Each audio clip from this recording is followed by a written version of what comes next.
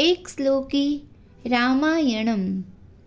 आदो राम तपोवनादिगमनं हत्वा मृगं काञ्चनं वैदेही हरणं जटायुमरणं सुग्रीवसम्भाषणं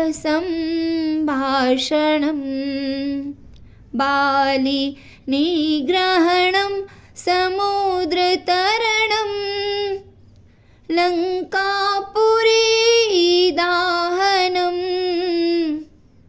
पश्चाद् रावणकुम्भकर्णहननम् एतद्धि रामायणम्। बोलो श्री रामचंद्र भगवान की जय।